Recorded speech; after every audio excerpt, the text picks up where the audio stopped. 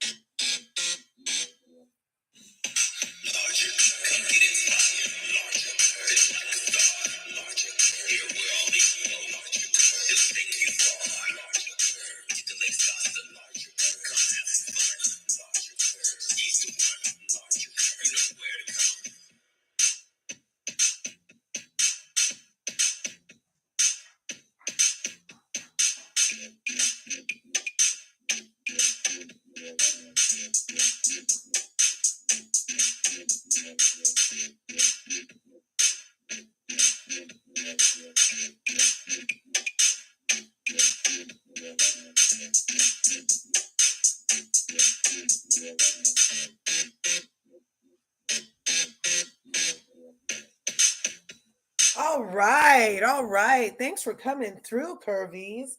Thanks for being you. Thanks for being here on Sunday, 12:38 p.m. I'm 8 minutes late. At least it's not full on color people's time. You guys know about CPT, right? I hope I'm not offending nobody.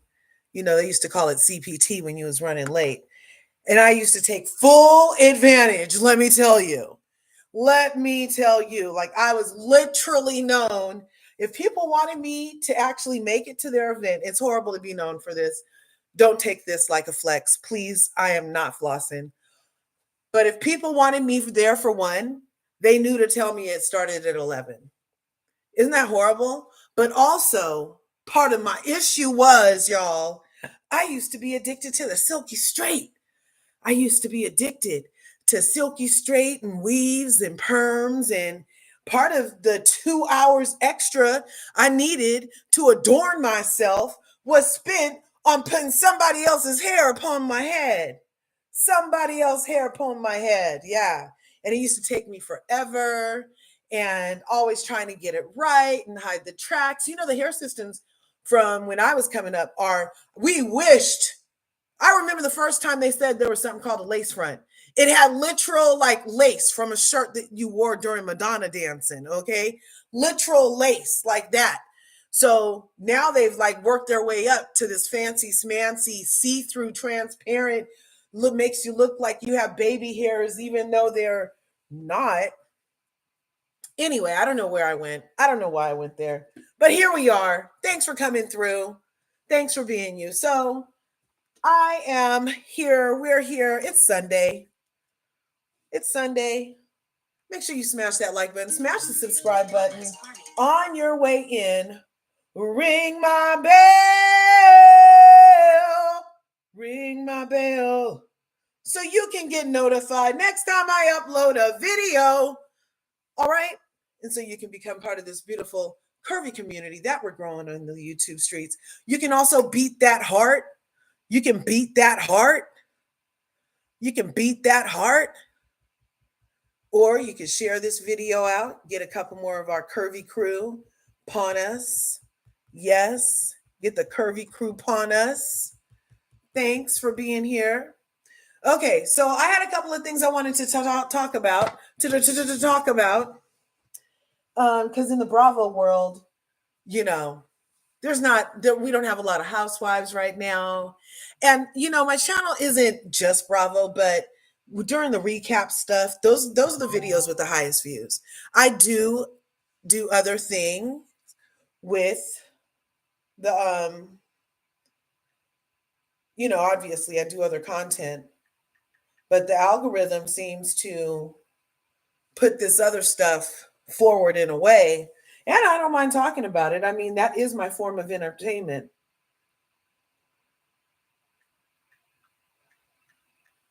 You know, I don't do a lot of scripted TV. Not a lot. I did do a couple of movies recently, though. So, anyway, so I don't mind talking about it. I don't mind talking about it. And the algorithm likes it for my channel anyway. So, we can get into all things Bravo Hot Topics. You see, I have a couple of heads pawn my thumbnail. We can start from your left, my left, hopefully. I don't know. Is Phaedra on your guys' left? Phaedra's on my left. So I don't know if this is a mirror thing or what. But anyway, we can start with Phaedra. And then we have Brit Edie's husband and Brit Edie. And then under that, we have Apollo and Queen Shireen. We also have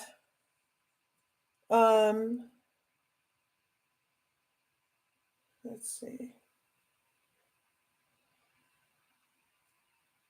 We also have, who's this? Who that are? Nene Leakes. Because all roads lead back to Nene Leakes, y'all.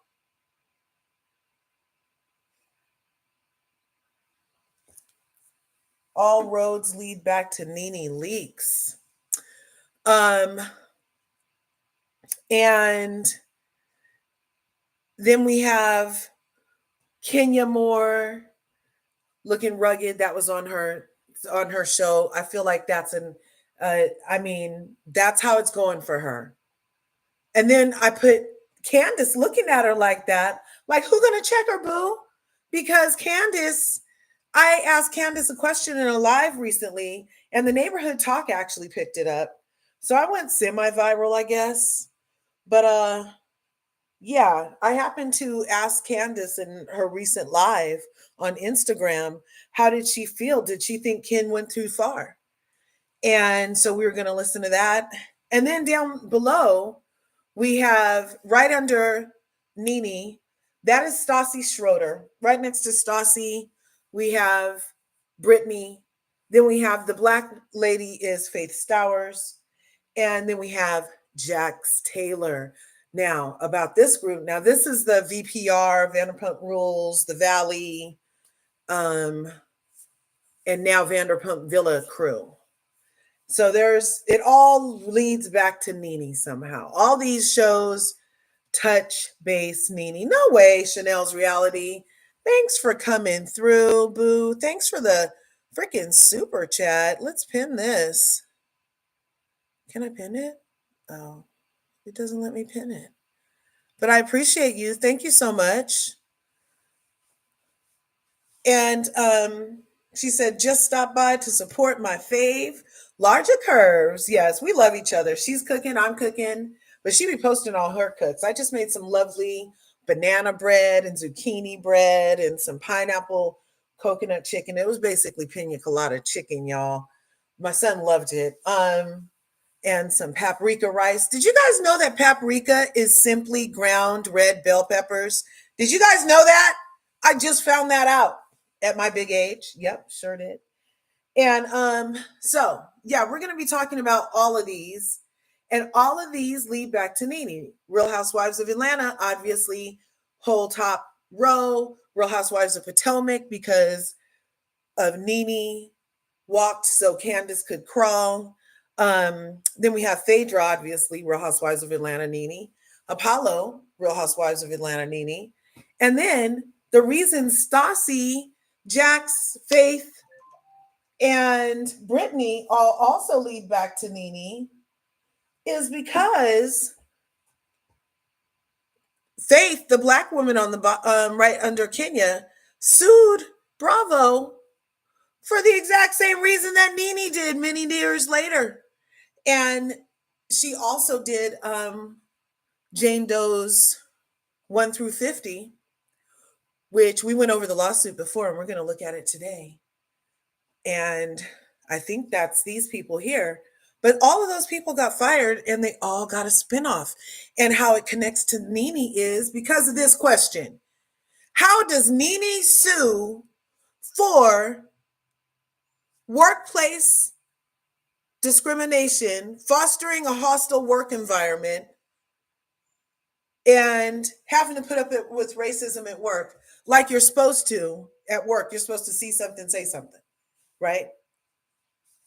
There are retaliation laws for every industry, including this one. Nene's supposed to be protected. She's supposed to be able to go to HR the same way Karen Huger did and say, I feel threatened that Candiace told me to go to hell because I'm go to hell and go to hell. Or what did she say? I hope you burn in hell or something she told her. And remember, Karen Huger went to HR with that, and everybody was like, oh, that's great.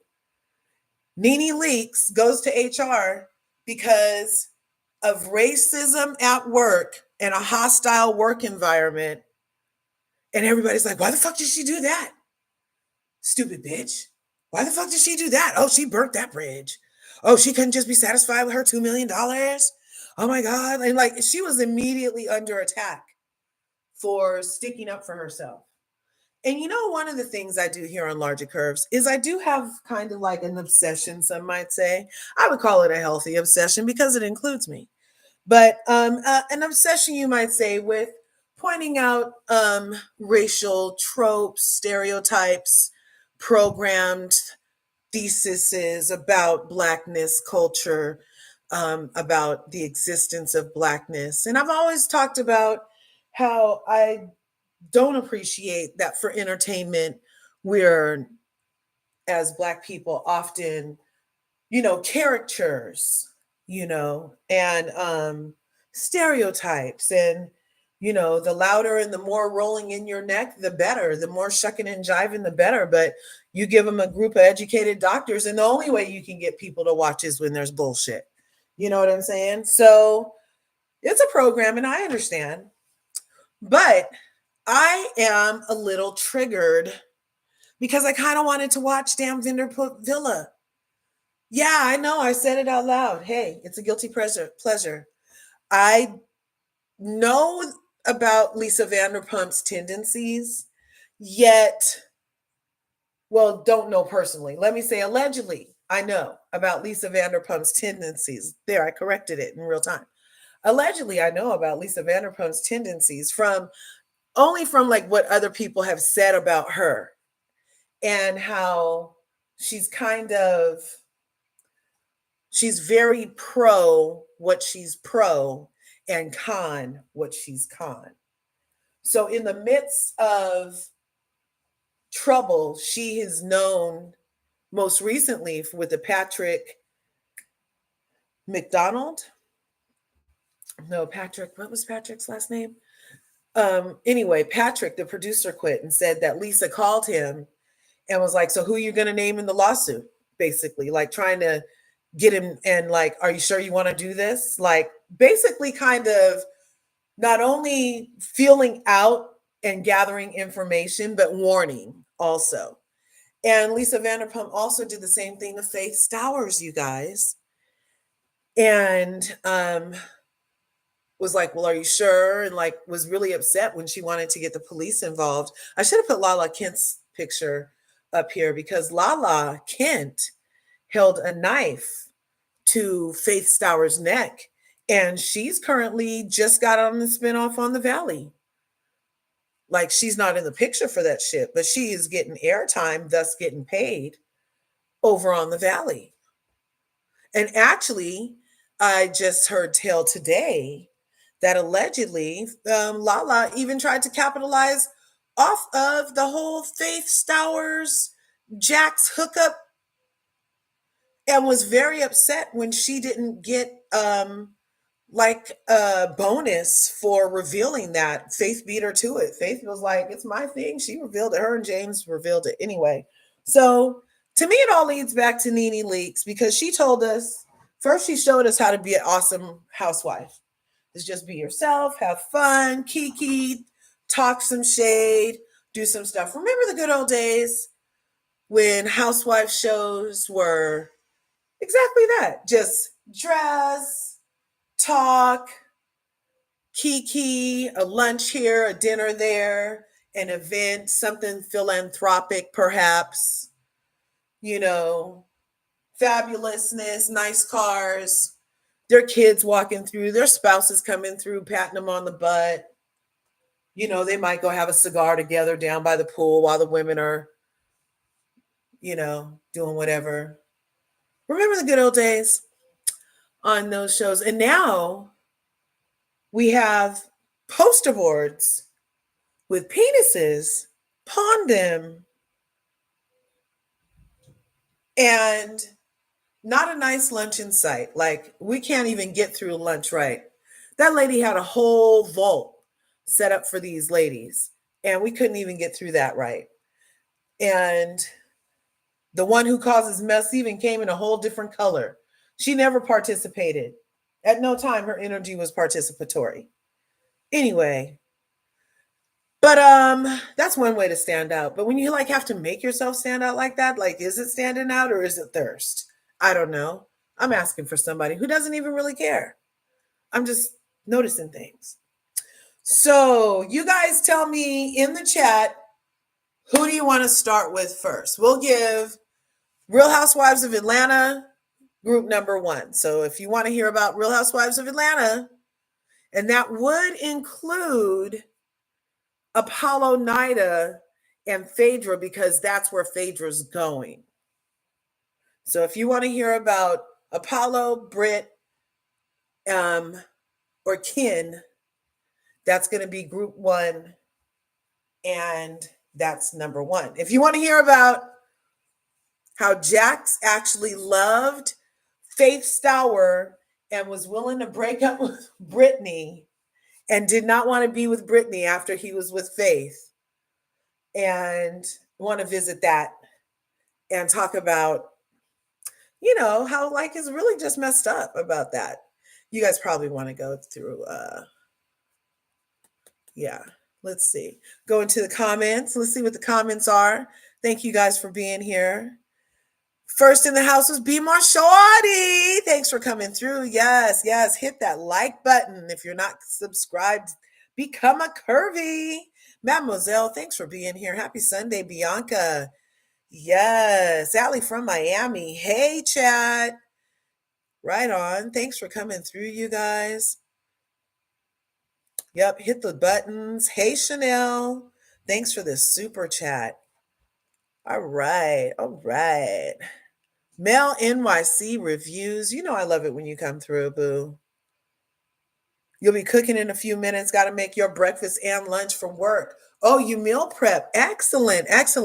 Now, are you like meal prepping certain like calorie portions, or are you just meal prepping because we can't even eat out no more, you guys?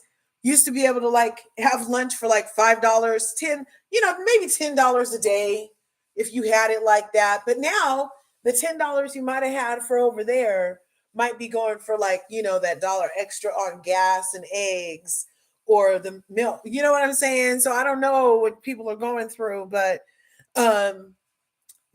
people who meal prep are cool to me. Like, I'm like I make leftovers, but I don't necessarily like bag it up and I'm like, here, we're eating this for the week.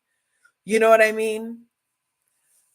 And I used to have the dishes for it, but the kids kind of started using them for outside stuff. Interesting.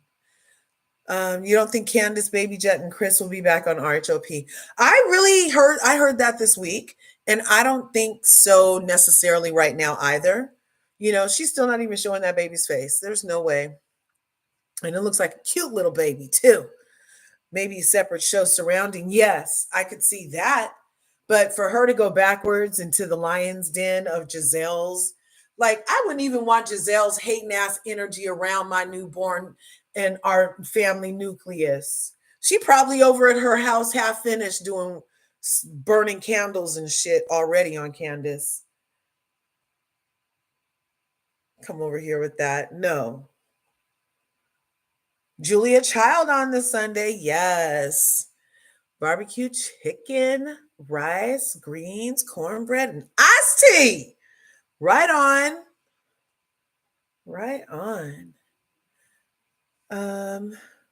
Because you like to see the envy of your coworkers. Yes. So it's twofold. Yes, be more shorty. Yes, your plan is working. Yes, and I'm telling you, like I said, I just said I have a thing. I'm like, wow, that's commitment. People who do that, wow, yeah. Take a breath from yard work in this Georgia heat is serious. Well, it's 57 freaking degrees in California, and it's 1 o'clock in the afternoon on a Sunday. It's not supposed to be 57 degrees. Okay, I'm cold hot. It's like I know I should be cold, but I'm like, you usually run hot, so enjoy it. So I got my windows open, but my sweat jacket handy. You know what I'm saying? Anyway, yeah, that's crazy, crazy. It's very windy and cooler here in Maryland. Yes. Okay. So we will start. Giselle needs to burn some candles for her water retention. Well, she's been looking good. I think all the people are on the Zempic because there's lots of collarbones going around. I was like, I even saw Laverne Cox collarbones the other day. I was like, Zempic, Mounjaro, triziptide. She even got in on something because she was doing her dance and she used to be a little thicker. And yeah, yeah. I'm like, those clavicles and that Ozempic lip. Yes. 70 degrees. Yes. Right? Yeah, not Chris Brown. Miss Kiki, thanks for coming through. Okay, Curvies. So let's get started. You know what we'll start with? I'm going to pull up the actual video of Candiace responding. We'll start there because it's kind of old news. So we'll start with the oldest first and then come to the present. So we're going to go to videos right here. And then we're going to put this right here. Grab your partner, don't she know? Okay, here we go.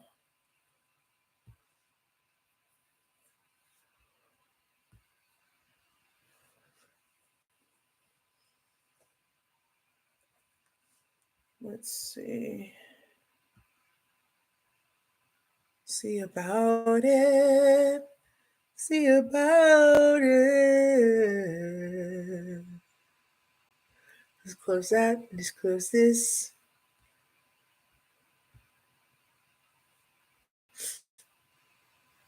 Okay.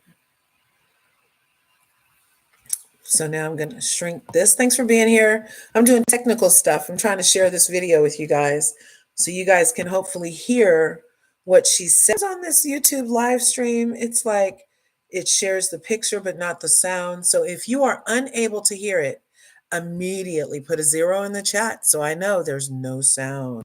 Okay, let's go here. Acid sure did. And I asked her, what did she think about Ken? Did Ken go too far? She answered me. You guys might be surprised with her feedback, as well as she suggested I get a phone higher than an iPhone 11 because she thought her 16 was a problem. Listen up, Curvies. I need a new phone. And don't judge me, but I'm still on my daddy's phone plan. I've been on my dad's phone plan since college, I want to say. Since like my freshman year of college. So, 20 years. And when I got married, or when I was getting married, he was like, hey, do you want to get off my phone plan and maybe get on Chris's? I was like, no, why would I want to do that? Like, why? For what? So, I'm still on his plan. And I used to be able to get a phone upgrade like every year or every 2 years. I have an iPhone 12 Pro. And I honestly think that this phone is just like dying. So it overheats, it like is slow sometimes. I don't know what would be going on. Let me put it here so it can stay cool. Let me take the case off. This jacket that it's wearing is making it hot.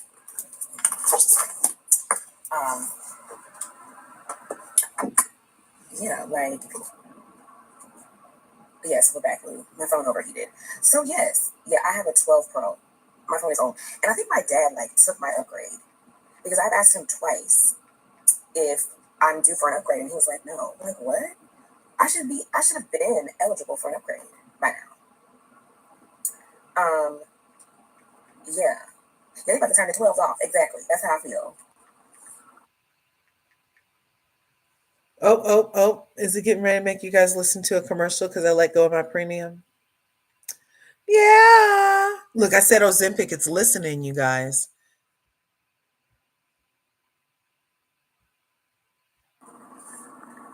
And then I'm also like, I'm little. I have a little hand. The bigger the phone, I don't want, like, the max is too big. I remember when you used to be able to, like, hold the phone in one hand. So right here, I'm typing to her that I have an iPhone 11. And do everything. You could text, you could reach from one side of the phone to the other. Now you gotta have two hands. That's too much. Yes, stream how you live. BT dubs. Thank you, Lou. Yes. Lou is like the unofficial president of the Candy Club. Can I give you that title? You're like the unofficial Candy Club president. Okay, start a YouTube channel. I'm beautiful, gorgeous. We need you cooking. Okay, let's talk about this. Because I hear people say, like, and this is not shade to anyone. This is just what I have gleaned, what I've heard. People say, hi, Lisa from the UK, love you. I hear people say, like, oh, YouTube channels are lame. And if you're doing a YouTube channel. And right here is my other question where I'm asking, did Kenya go too far? You see that? You're broke, or you're like, you're a loser. Like, nobody's on YouTube. Is that true? Because I feel like I watch a lot of YouTube. Like, Jackie Ina, for example, is like one of my favorite YouTube stars. And I've been watching her on YouTube for like a decade. Who else? Oh, what is her name? I said everybody's on YouTube. Julesy. Do you guys know who Julesy is? I've always watched her on YouTube. There's another girl that I can't remember her name right now, but I love her on YouTube too. So, like, why do people say that YouTube is lame? Get a 16 Pro Max. What's the latest one? I think it's like 18 or 19. It's too much. Motherhood is great. Motherhood is the best. Let's discuss you being on his plan. What do you want to discuss? Yes, I'm still on my dad's phone plan. Because also, like, I don't like the company Chris is with. I'm not going to put it I'm all, will Baby Jet be on your plan too? And I've been with that company forever. And I just want to sit there. Yes, we don't want to walk around with a whole tablet. Exactly. Yes. Monaco. Yes. You have an 11? Girl. LRGA Curves. An 11 is diabolical. That's crazy. I thought I was the worst of the bunch with a 12 Pro. Oh, a fan in Denmark. Oh, I love that for me. Christy LLC. Who said a Nokia? I had a Nokia back in the day. Yes, the new phones are giving mini iPads. What is Sinners? Somebody else was talking about that. Is it on Netflix? Right. Hey, Classic Man. Yes, that is Lou's title. President of the Candy Club. Did Kenya go too far? So there's my question. I don't think so. I don't think she did. And I know there's been a lot of discourse surrounding the Kenya of it all. I think that Kenya, and people have a lot to say about Kenya in general. Even in my own family, we've had arguments about this in my own house, okay? So I may, I know my opinion may not be popular. However, worse has been done. Is my phone for you? Worse, I'm putting it by the vent so it doesn't rain. Worse has happened. Worse has been done. Worse has been done. And I know a lot of y'all also agree that worse has been done. And I am gobsmacked because I'm really like, what's worse than revenge porn to a businesswoman from something like a decade ago? Why should she have to be publicly shamed? Why is her twat have to be displayed at a work event to expose her past when most people work to get past their past. Most people want to shake their past.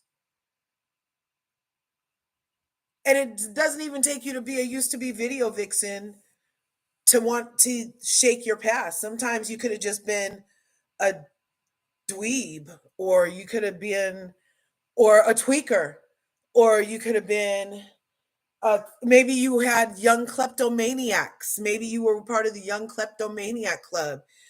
And like, remember Winona Ryder used to couldn't keep shit out of her purse. And we haven't heard nothing about that in like a decade. Why should she have that brought up? I'm just using that as an example. Like, as you know what I'm saying? Like, most people, the point of life is to change and evolve and to grow and to experience and to learn and to, you know what I mean? Like, if you don't want to talk shit about video vixens until after you've been one, then do it. If you don't want to talk shit about being in Stevie J's penthouse plets, then do it if you think it's going to help something in your life at that time. And then one day you wake up and you're like, ooh, you see how all the other Beckys over there end up. Then you really think about how you're treated and your value. And you wake up one day and you're like, oh, let me get into insurance instead. I hear I can make way more money in insurance than, you know, showing my butt. Way more. We calculated how many, if she was only selling those alleged Snapchats for $1,400, she would have had to sell 700. Was it 700? It was a lot of different Snapchats. Nobody got time for all that. Well, unless she just said sold one and then that one generated $1 million. I mean, it's not hard, I keep thinking, to make $1 million. However, what worse has been done remains my question to Candiace and to anybody who subscribes to that line of thought. What worse has been done? And I'm like really gobsmacked that a person who got mollywopped basically doesn't have a line. So I'm like, well, what did you even sue for at this point? Why were you suing Monique if worse has been done? Like, what are you? I don't know. But what worse has been done? Can anybody tell me? Or is this just a narrative because nobody can give me an actual reason or thing to refer to as the worst that has been done to somebody's daughter by somebody's mother who's a mother of a daughter at the event of her re-grand closing? I just want to know what worse has been done than revenge porn allegedly at your re-grand closing. What worse? Name them. Name them. Name them. Name them. Name them.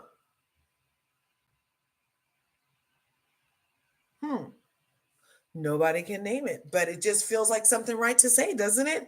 If you're like a Candiace Stan and you want there to be something worse that's been done so it can make her not look like a freaking raven lunatic, revenge porner, then of course you're going to be like, oh yeah, worse has been done. But you can't name them. You can't name one worse thing. Now you can name other things. Now, okay, now I'm going to lessen the question. I'm going to loosen the restrictions on the question. What other extra shady stuff has been done to housewives? They brought the book out on Danielle Staub when she was, and it said how she was a escort, and that's when Teresa flipped the table and called her a prostitution whore. And what else has been done? Kenya called the cookie lady on somebody. Remember? What else has been done? Giselle brought that lady Erica to the event thinking Ray still liked her. What else has been done? That girl brought balloons to celebrate a DUI. They talked about the trainer's baby on film. But all of that is horrible. Yes. And I guess maybe talking about kids and the origin of children could be worse than um, the revenge porn, but not according to the law. According to the law, what Ken did is a felony. We've gone over it. I told everybody, engage your Google. But a search away. If you Google what is revenge porn in Georgia, which is where it happened, it'll give you some answers. So you don't have to sit here and argue with me about nothing. You don't have to. You can look up what revenge means, and then you can look up what revenge porn is in Georgia. And then you can argue with Google. You don't have to argue with me. It's not even I like or don't like Ken thing. It's literally Google it. It's a felony. Literally. I'm just like, what other felonies have been done for our entertainment on TV within the scope of, and I'll leave it to like the Bravo sphere. Ariana did not disseminate the video of Rachel Levis touching herself. I touch myself. I want you to love me. I forgive myself. I want you thinking of me. I don't want anybody else. And when I think about you, I touch myself. I touch myself. Oh. Okay, never mind. So we're not even going there. But she didn't send that video out. Ken invited people to an address, said that it was going to be for one thing, and it included a form of sexual harassment as well as the revelation of explicit images gathered from porn sites without the explicit consent or permission from Brit Edie in an attempt to expose her specifically, embarrass her by proxy, and humiliate her. Which in and of itself make it revenge porn. So I'm just confused. I don't know if Candiace still has mommy brain or what, but let's keep listening to her answer. I don't want to ruin it for you guys.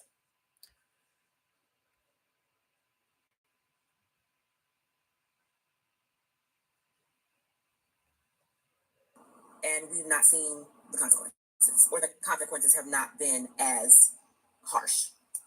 So I just think it's unfortunate. I think it sucks because Kenya is a staple in the Bravo sphere. I think she's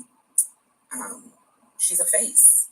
She's a face of the network and paved the way for a lot of us as a Black woman on Bravo. And people have so much to say about her and that she's this and she's that and she's whatever.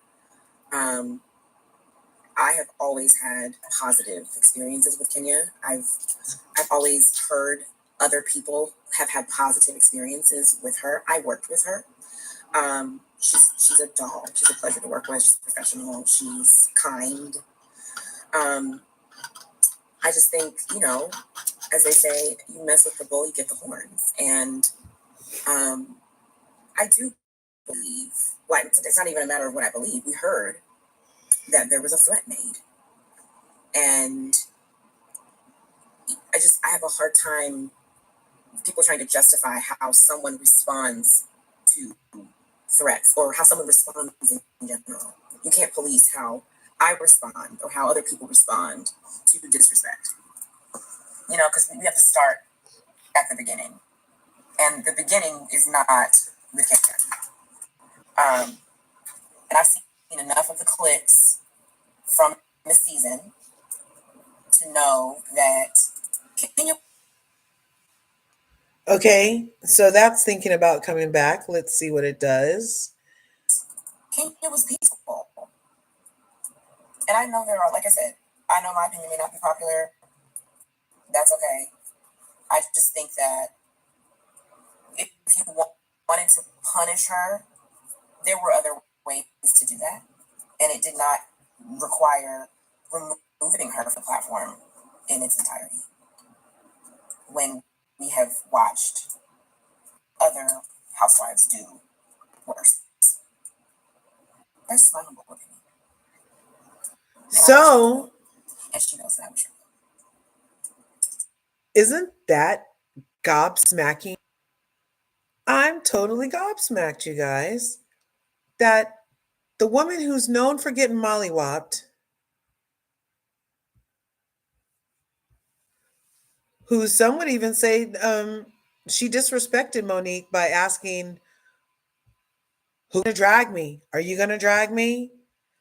As a form of disrespect that would warrant her getting mollywopped. There's two things so far that I feel Candiace really needs to, and she still has time. People would still buy it up. They would buy it up. It would be on the top shelf. Okay. Candiace needs to sell cry angles because all the other housewives on every other franchise is flailing. She needs to create them, market them, trademark them, give them out to the housewives on their shows initially so that they can always have them, so that they don't use their crumpled up little, they never get it right. She needs to sell her triangles and she needs to sell whatever wig glue she was rocking when Monique Samuels pulled her by her hair for 15 minutes and it didn't move. Her hair, it don't move. Her hair, it don't move. Like that Gorilla Glue girl. Remember that girl who sprayed the Gorilla Glue on her hair and everybody tried to help her get it off? Remember Gorilla Glue girl? Her hair didn't move. Neither did Candiace Dillard Bassett's. And she definitely needs to monetize off that. That'll put Jet's kids through college if she does those right. You know what I'm saying? Yes. So I wanted to share that with you. Now we're going to look at, now I don't know if I'll be able to share this actually on my computer. I think I might have to just play you guys this audio from my phone because you saw how that thing was spinning that last video. And I'm feeling like this is getting hot.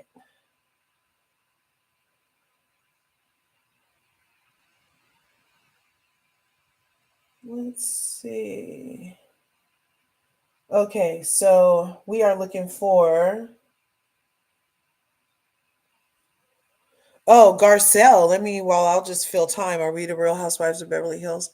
I didn't put any Beverly Hills ladies up here. Let's fill time with Beverly Hills. Real Housewives of Beverly Hills.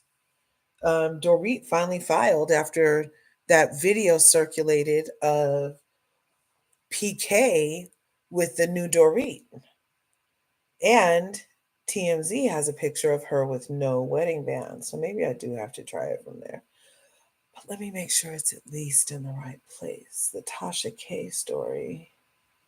Like, I don't know how much I really believe this guy, and I'm so actually tired of the narrative of every time these husbands come on, uh, Real Housewives of Atlanta specifically, other franchises don't, you know, uh, other franchises don't necessarily do this, oh, your husband's gay thing. Well, they kind of did it to Eddie in the OC, but it's always on Real Housewives of Atlanta. They did it to Kim Fields' husband. And now there's this rumor going around about Brit Edie's husband. And let's see, is it here?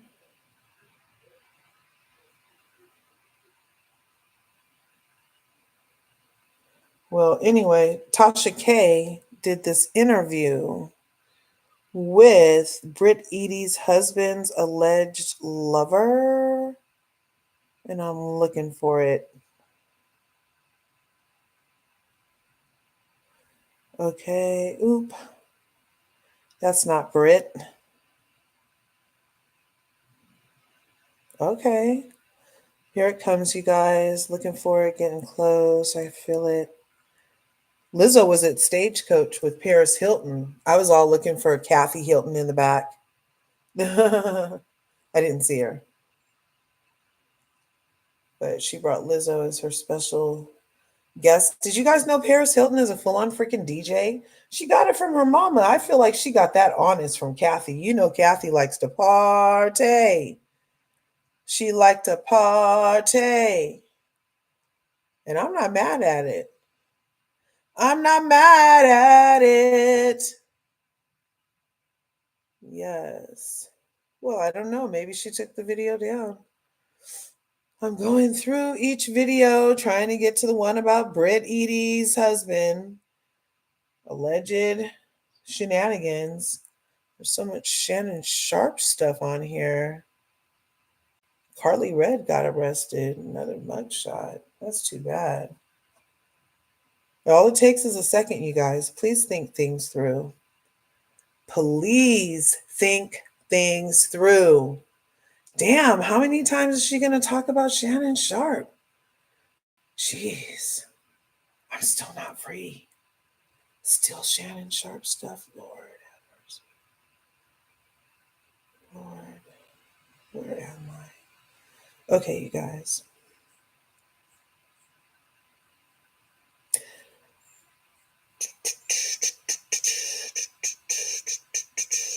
Nope, that's way back too far.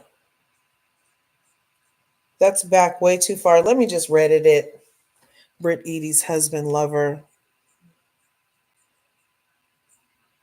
Thought I had it ready to go. Thanks for coming in. Smash the like button, smash the subscribe button. Brit Edie, husband. His name is Michael Cunningham. And it says he's a jet broker on his Instagram, you guys. Michael Cunningham. Yeah, did they make him take the story down? Because it should be like right here. Oh, here it is. Media takeout 5 days ago. Okay, so Media Takeout says 5 days ago that Brit Edie's husband is accused of being on the DL by a Tasha K guest. Okay, they tied the knot during COVID in 2020. She did open her insurance business in 2019, I believe. Oh, here's the video. Let me turn this up. And bent over a balcony. Did you have Brit Edie's husband, Michael Cunningham? I may have tasted him. Tasted him? What do you mean tasted him? Like, what do you elaborate? Well, I'm a top. I'm a soft top.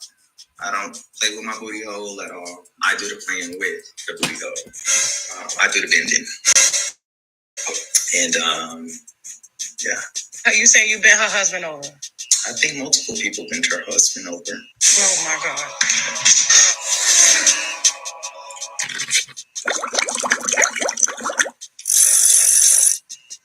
Hey, Shaq, call the lawyer, because it's going to go down. And this video is going out. I don't give a fuck what they say. It's going down. It's going out. We got a man here on the show with receipts from this lady's husband, and he said he bent her husband over the balcony a few times. Mm-hmm. Multiple people have bent her husband over.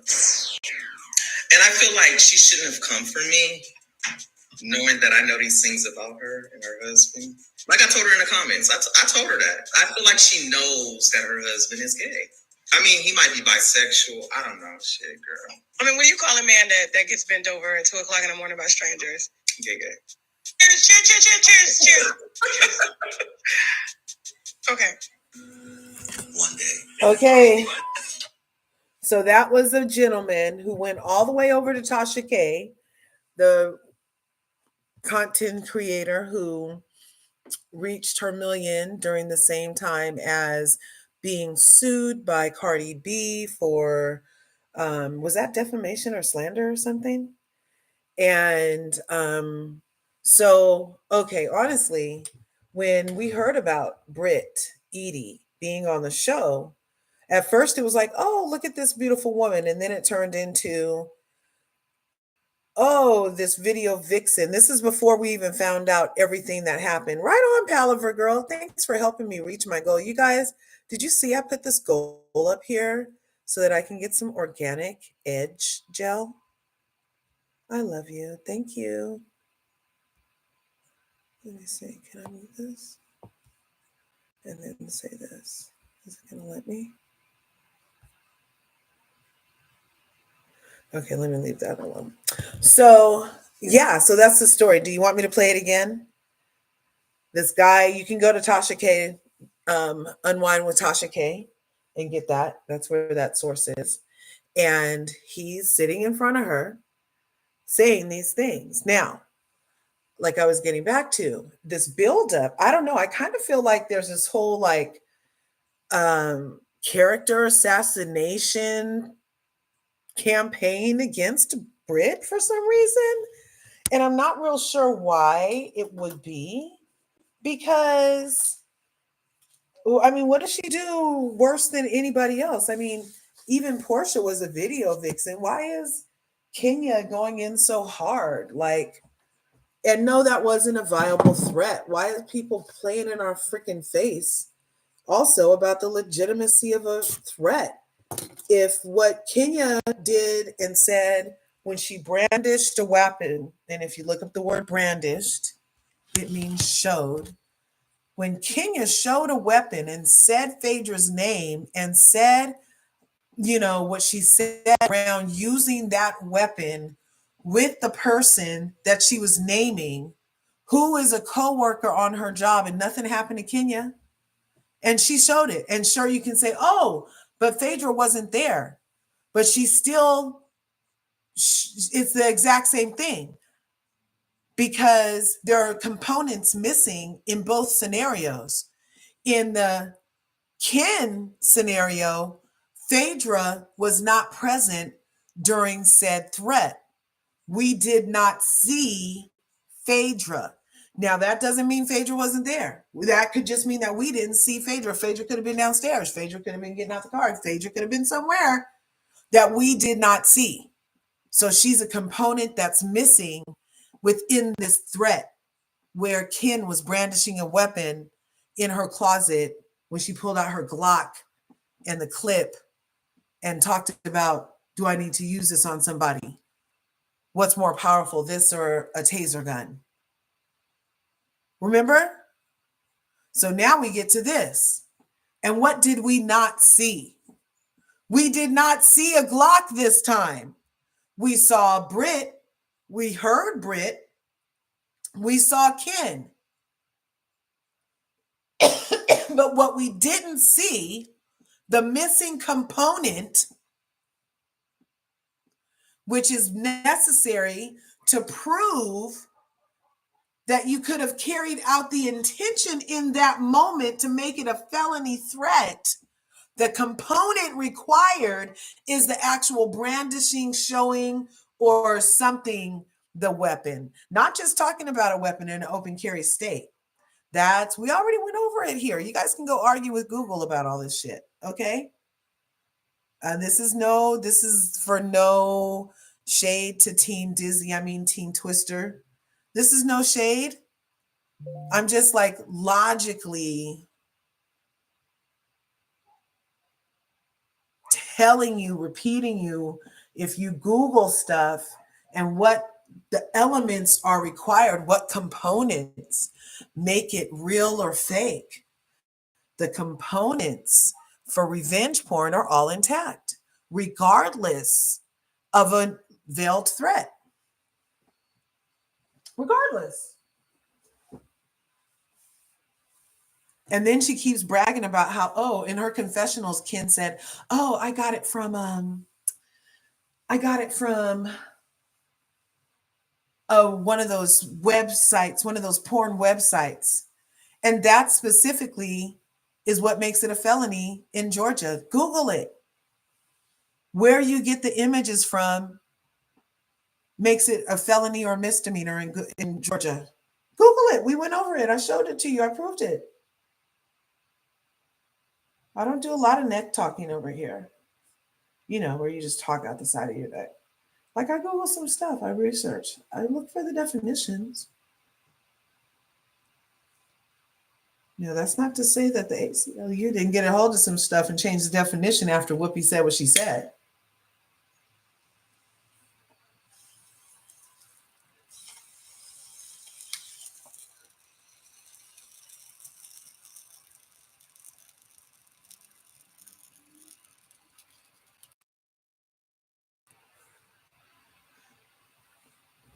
You guys, the weirdest part about all of this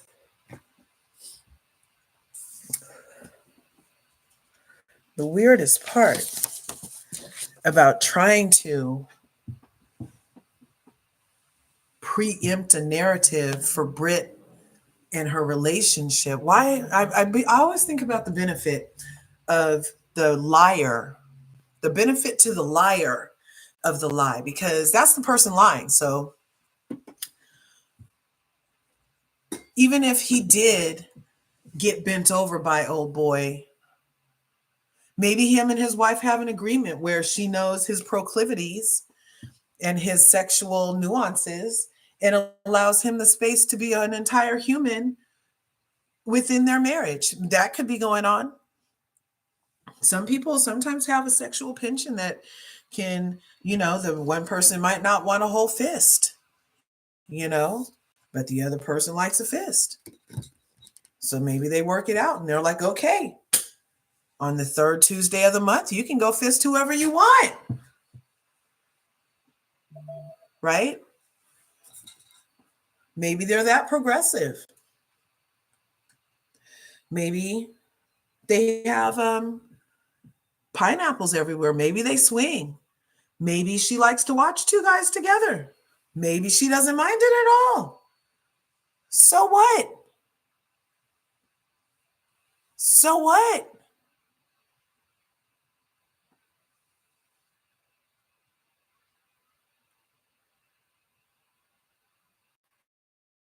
Why are they bringing up about this man? So what? She's on, people have their whole panties and drawers in a bunch at Married to Medicine because people aren't married to medicine. While they allow the entire Real Housewives franchise to have gotten away from them. And there's ne'er a wife in sight on most of these franchises. And the ones that do have husbands constantly ridiculed, emasculated, and being told that they're gay, the ones that do stick around. But nobody has no smoke for the ones that are girlfriend's chick, divorcees, on their way to being divorced for 20 years. After being married for 10, your divorce is longer than your marriage. That's hey, that's an option.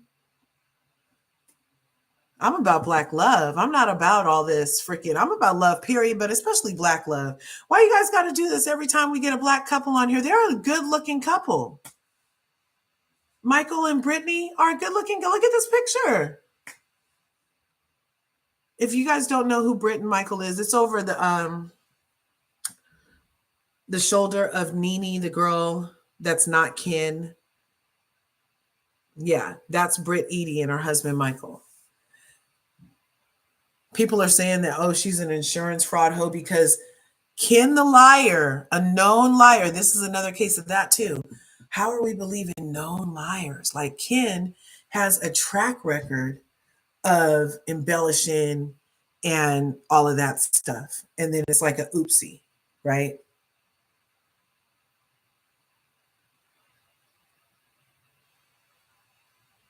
But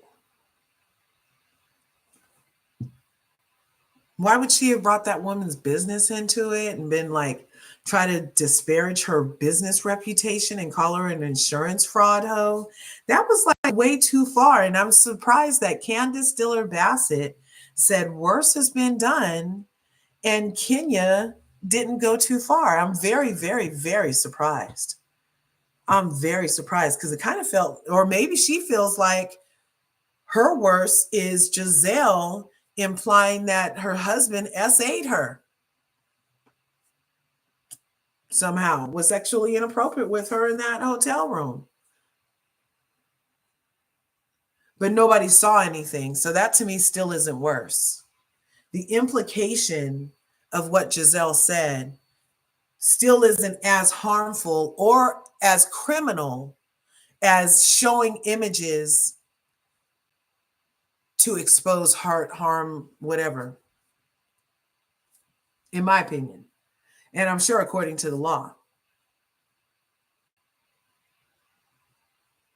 you know. So yeah, so that was that. You guys want to hear it one more time? I'll let it play one more time, just in case you just came in. This is allegedly this person. Oh, where do I go? Here. This is somebody who allegedly was a friend of Brit Edie. It's too bad that, and this is one thing, you guys, we got to be careful. We got to be more discerning, but that comes with age and experiences like this too, where whatever red flag was there for Brit before she cut this guy off, or the reason why she cut this guy off, right? Yeah, it feels like he wants some attention. I don't know. I don't know. We got to be kind of more discerning with the people we let in our life, for sure, people. But here we go again. Brit Edie's ex-friend claims he bent her husband over a balcony a few times to taste him. I know. Please excuse the vulgarity of this.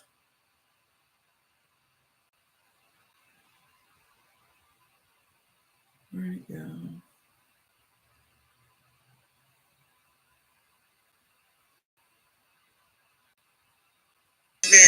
Michael Cunningham. I mean, tasted him. What do you mean tasted him? Like, what do you elaborate? Well, I'm a top. I don't play with my booty hole at all. I do the playing with the booty hole. I do the bending. And, yeah. You saying you bent her husband over? I think multiple people bent her husband over. Oh, my God.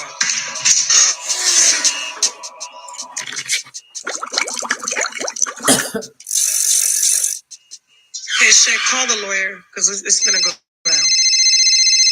And we got this video is going out. I don't give a fuck what they say. It's going down. It's going out.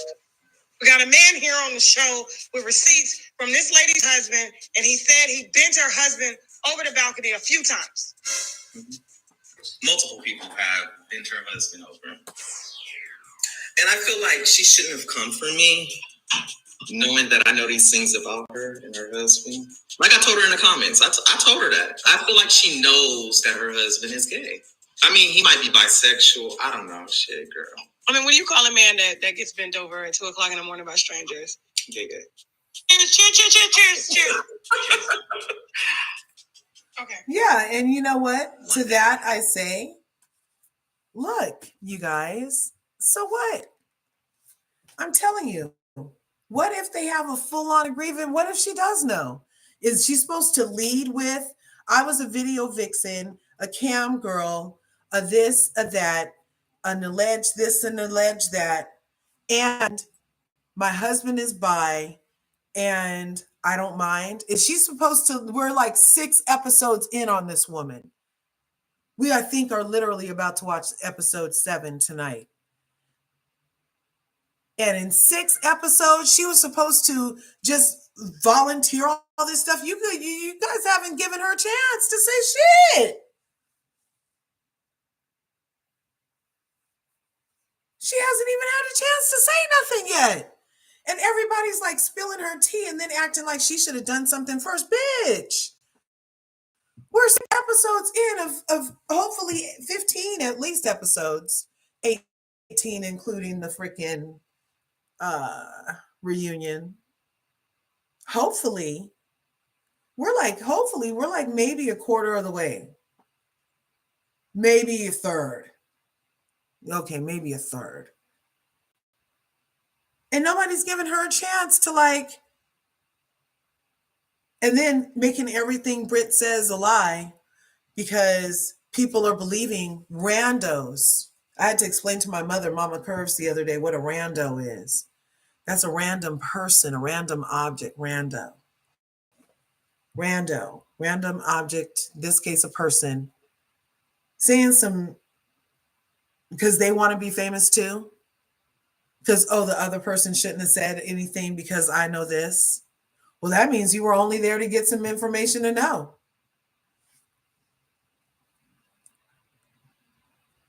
I wouldn't even mess with you. I would be so glad. But when was she supposed to tell people this? We don't even, when was she, what? And what she has told us is getting picked apart, clean like vultures are on her shit, on her every word, picking it clean and going with what Ken says, going with what old boy right here says, going with like everything but like what Brit says, but Brit hasn't proven herself to be a liar. Ken's the one that never had a marriage certificate and has been getting divorced longer than she was married, allegedly. That to me is dealing in lies and deception of some kind. Well, we don't even have a marriage certificate, right, ma'am?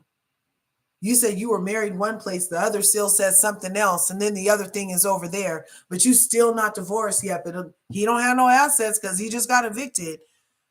And all the tags were still on his shirt at your house, but we're supposed to like take your word for it about the new housewife? Really? I'm just gobsmacked. People believe in Phaedra, calling the people over on Married to Medicine mean girls and evil and da da da da, when she's the known liar. And the more I talk about it, the more it comes up on my algorithm what happened that season when Phaedra went out as like a liar. She didn't even apologize to Portia's ass right that at that reunion. She never really even took accountability for nothing. She was sorry she got caught.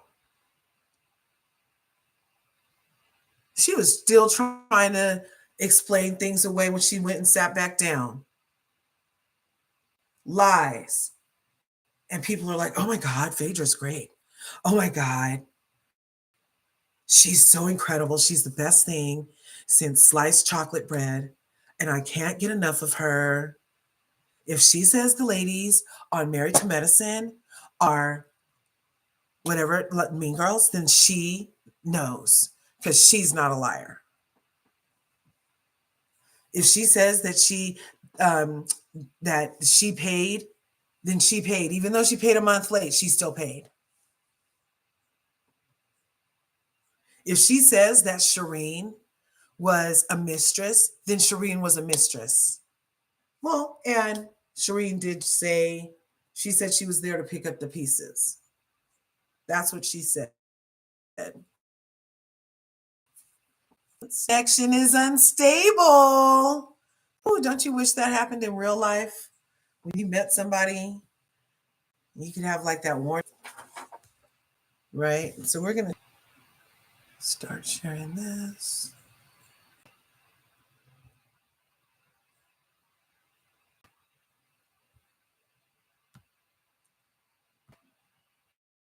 Thanks for coming through. Make sure you smash that like button, smash the subscribe button, ring the bell. Because when Shireen started reading, Phaedra. So this is going to be Apollo Nida. So Apollo Nida was on Married to Medicine. He used to be married to Phaedra Parks. He think they might be in the midst of a divorce because she filed right after she appeared. Shireen. Let's try this. Let me a one in the chat if you can hear it when I go ahead and play this out. I'm pulling it back up. This is going to be Apollo. And I kind of feel like he might be doing this, well, for two reasons. I don't feel like it's specifically about Phaedra, is about him and his life. And, but she never really spoke. So maybe she had a lot of animosity for some things she heard. And I don't bring his wife because he knew better. She brought his best friend and wanted Apollo to act up. Apollo is a cold brother. Talk about, listen, y'all coming? Because that is Phaedra do like. That's all I know for a fact. I don't know what's going on. Yeah, it's the sharing that it doesn't like to do. Oh my gosh, Palaver Girl, thanks for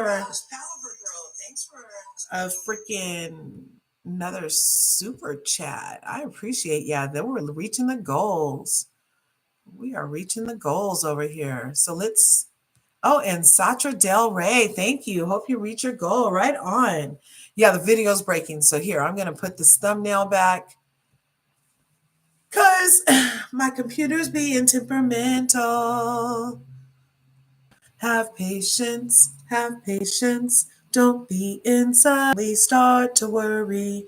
Remember, remember, God is patient too. And think of all the times God is patient with you.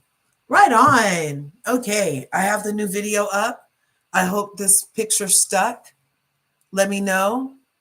Red Phaedra fulfilled. Like for me, my problem with the whole thing was, I think Phaedra set it up for Apollo to come by himself. She already said he wasn't going to bring his wife because he knew better. She brought his best friend and wanted Apollo to act up. Apollo is a cold brother talker. He was like, no, I'm going to do this. I ain't finna tell him. He didn't even tell me till we got on the boat. They said a Shereen was coming. They was like, call Apollo and say, y'all coming? Because they told me right before I got on the boat she was coming. You know, I heard you brought my boy. He was like, he said he didn't know you. Whatever.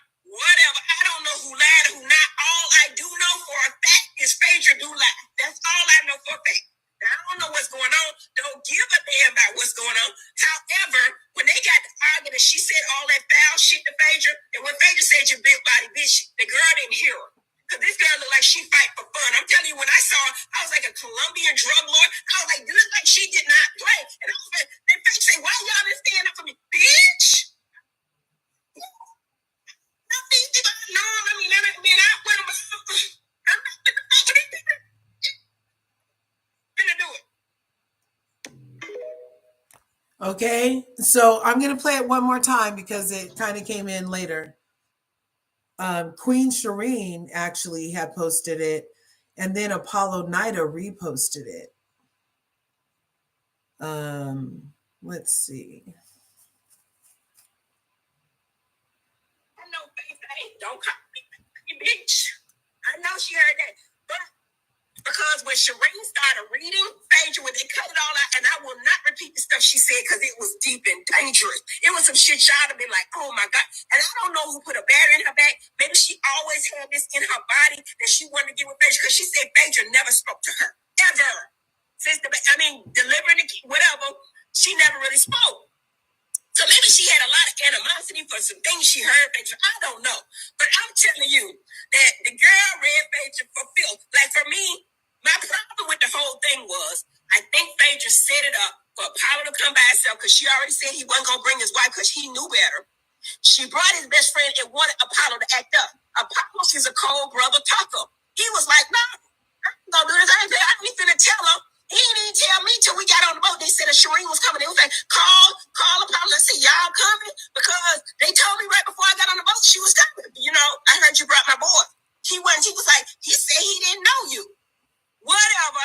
I don't know who lied and who not. All I do know for a fact is Phaedra do lie. That's all I know for a fact.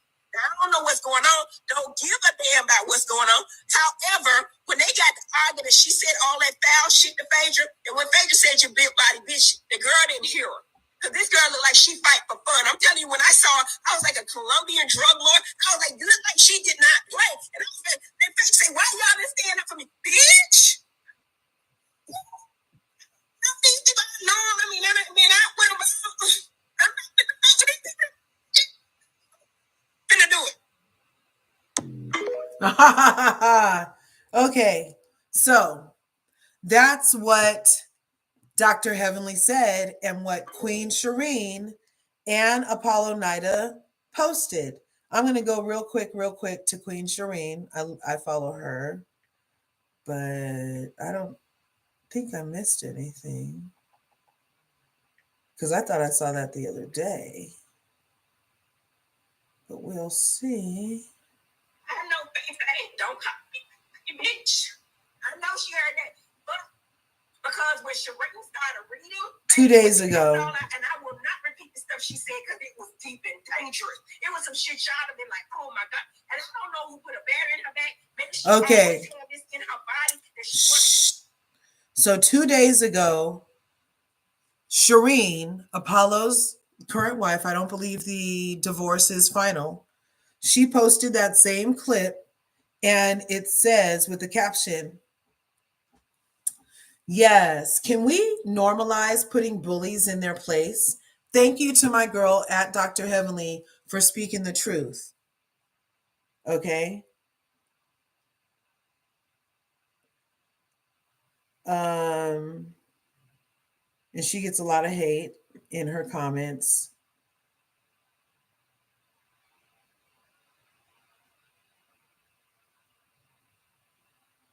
And yeah, so I don't know. So now Apollo posted it, and he did this post with his that says, it's kind of long, you guys. It's very long. Let me see, can I bring it back up? Not right there. Not right there. Not right there. Not right there. No, I better leave well enough alone. Okay, so it says, first off, just let me say this. People can flag this post all they want. You're not going to silence me and shut me down. There are so many platforms out here. Social media is ubiquitous. Second, at Queen Shireen, wasn't a mistress. Her morals and standards wouldn't allow such a thing. The narrative and BS that Phaedra has been brainwashing you all with is completely ridiculous. To sit here and say that I was sleeping around while she was pregnant with my child is completely a lie. Then to label Shireen as the other woman is totally insane. Loves to fabricate just for her own pleasure. The timeline doesn't make sense. My child was born already when I met Queen Shireen, and Phaedra was already doing her own thing. Third, on Married to Medicine, Phaedra didn't say none of the stuff on the beach. Phaedra knows good and well she wouldn't dare talk to Shireen like that to her face. Fourth, most of you couldn't walk a day in Shireen's shoes. She's dedicated, loyal, loving, brilliant, a loving mother, a caring person who sacrifices her own wants and needs for the betterment of other people. She doesn't run when time gets hard. She's a genuine friend when you need her most. I can attest to this firsthand. I love you, and I'm so sorry for putting you through all this mess, Shireen. And he posted that 1 day ago, I guess after she got all that hate. And then he says he does, in the first comment is him. Well, 5 hours ago, he says, I do want Shireen back in a major way, in all caps.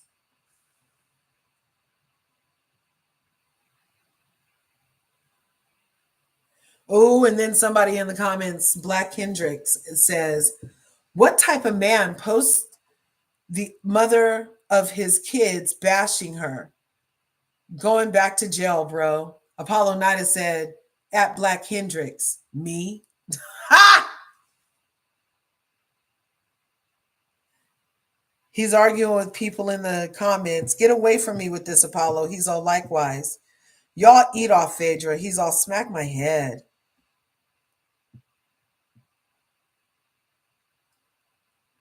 Is Shireen or Apollo posting? AP is posting. This is definitely Homegirl posting on his page. He's all, get off my shit.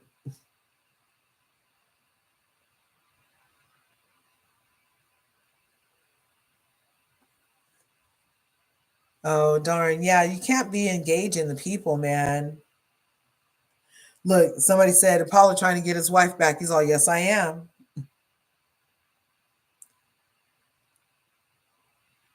Someone wants their wife back. Yes, most definitely.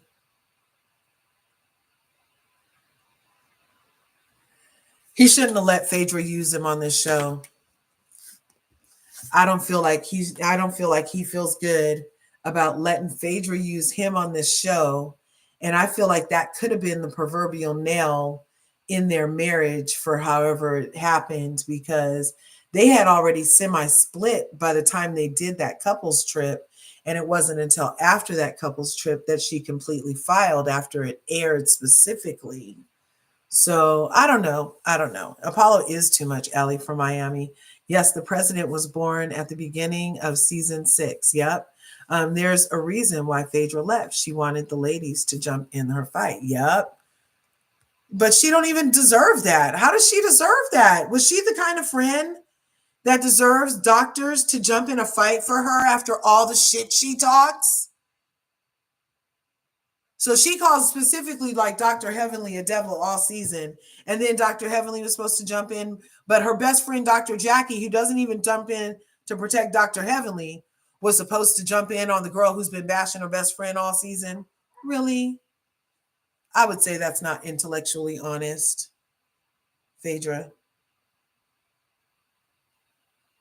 Yeah, Faye Faye.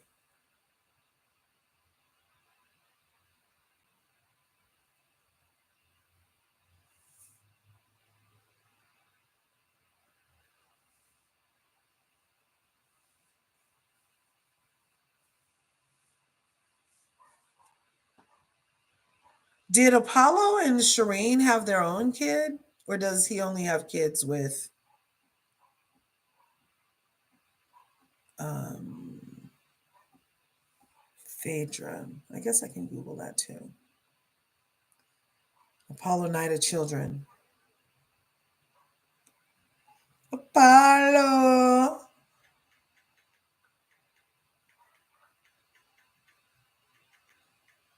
Okay. Yep, just Aiden and Dylan. Dang, 14 and 11. Two sons. Okay. So now let's go over here. So, okay, I got my checklist. We're going to listen to, we saw Candiace's take, listen to her.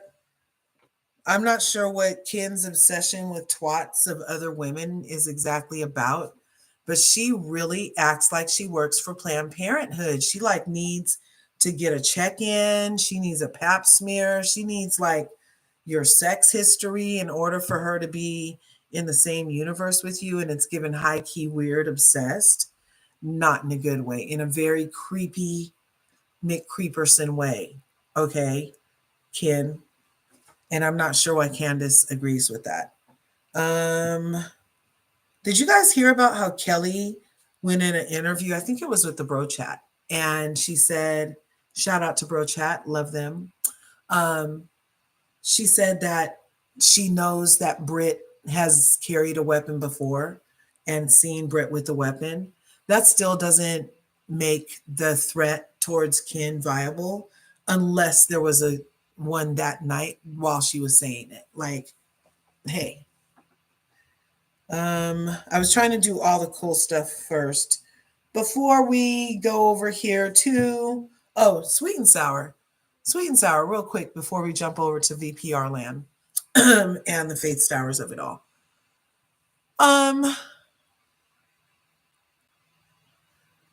Sweet and sour, sweet tea is still out here talking shit. The season's well over, you guys. And she just did an interview like days ago. And she's still talking shit about how the other women need their job on the show and that's all they have. Meanwhile, she works at G's office. She works for the government. He works for the hospital and for his own practice. It sounds like everybody over there is multi-jobbed because they need money. That indicates the need for money. They're literally still paying off their mortgage. Dr. Heavenly has said before that her shit's paid off, you guys. Like, she's not, like, there's, unless it's good debt. You know what I'm saying? Like, please. And she gets to take time off from her job anytime she wants because it's her private practice. And that's the only place she goes to work. And so I'm just like, who are the other people who she says are on the show because they need a job? It just sounds crazy. I'm like, and she's still talking about how Quad just wants to use her for a storyline and is in competition with her. I'm like, oh my gosh, please. But if anybody says anything about this girl, she's going to be crying, going to HR. It's just so sad that people can't even do their shows right anymore. So, okay. So that was that part. Now let's do the last portion of this live. Thanks for coming through. Smash buttons. Let's do the last portion of this live for, yeah, you guys might not know about it, but Vanderpump Rules, Stassi. Let's see. Oh. Faith, Stour, Jax, tape. There was a tape, you guys. Let's see, can I find this video?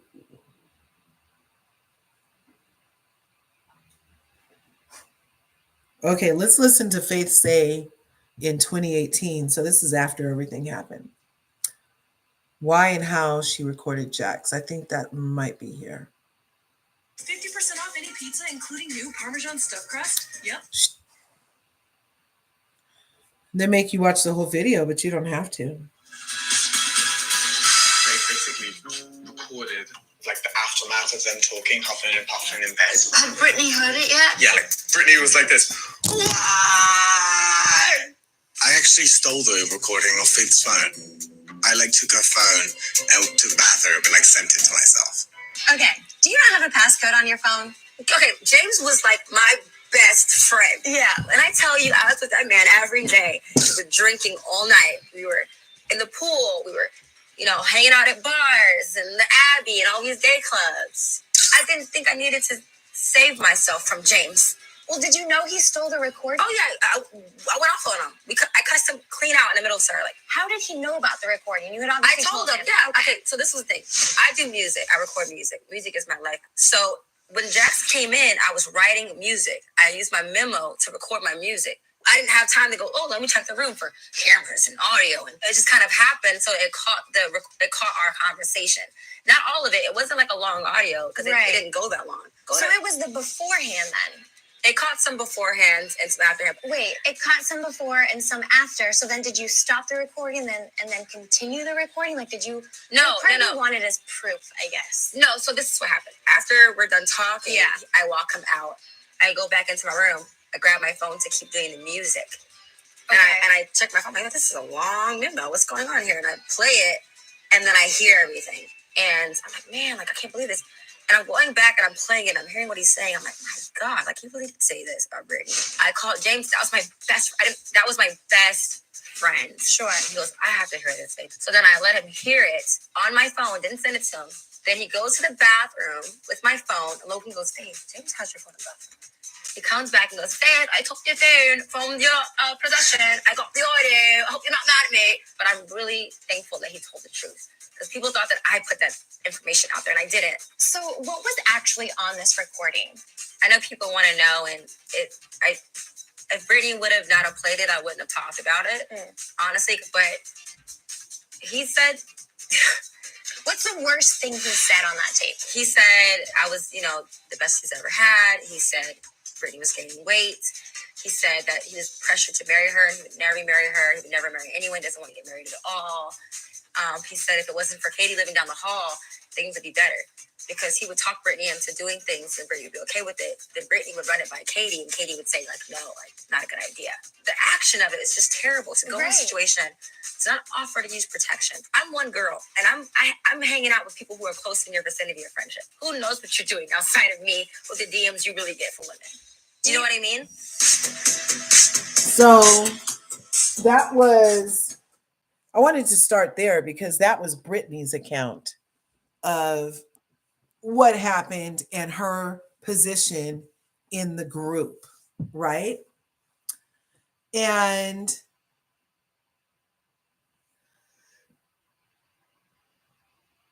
so her and Jax Taylor, everybody knows Jax Taylor, he's the one over there right above this, the gray box, looking all longingly at the back of Faith's head, like, oh, the one that got away. Yes. So Jax is trash. Okay, what's this one? I'm a professional trainer. Just a second.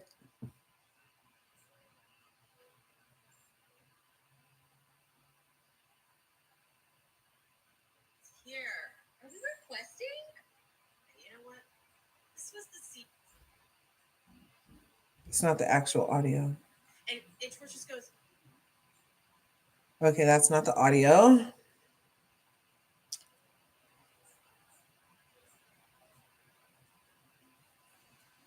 no, y'all. What is it? What is it? What is it? I don't want to force you to hear something you don't want to hear. Not me, please. There's audio on this job. After he had sex with his baby. Come here. I just feel really all right. Okay, so that is the actual Vanderpump Rules audio of when they're revealing to Lala. I mean, Lala specifically is getting the story out there. And she told Ariana. Ariana went and got Brittany. Now, Ariana was saying, do you want to hear something? I don't want you to hear it if you don't want to hear it. And Brittany's like, yeah, I want to hear it.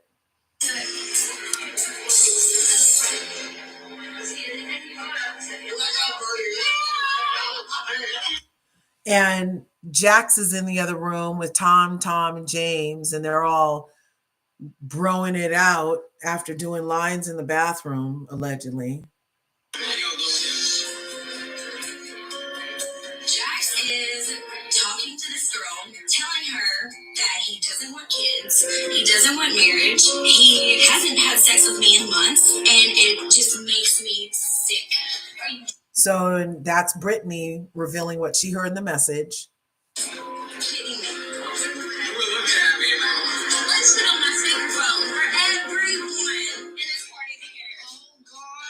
So now she's putting it on her speakerphone for everybody to hear, right? At this party. And Faith isn't there. Lala's like, oh God, oh God. Guess what? I'm sorry. I'm going to put this voice recording for Faith over the entire speaker. Just so everyone can hear it, okay? Thinking that they can do whatever they want. Okay, so whose recording is it? Faith sent this. No, don't. The entire speaker. Just so everyone can hear it, okay? Oh, because you're a piece of bitch. And you deserve a rotten hell. I've heard the recording. You deserve a rotten hell. Out of here, you piece of shit. Brittany stays lit, y'all. She's on Henry Cutting. You need to try here.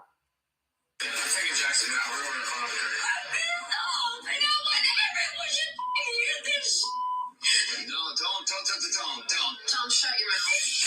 Fine, I'm gonna stop.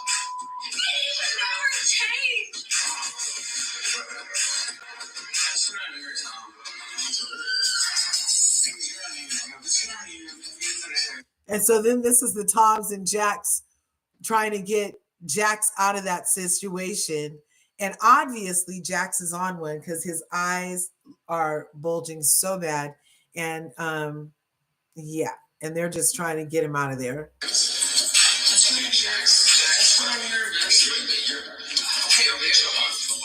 Hey, we're not. What the fuck you guys do? No, stop. 1, 2, 3, 4, 5, 6, 7, 8, 9, 10 girls. Oh, God forbid that women stand together as some people that sit there and we're not gonna deal with your bullshit. I'm done with these men thinking that they can do whatever the fuck they want. Okay, so who's recording is?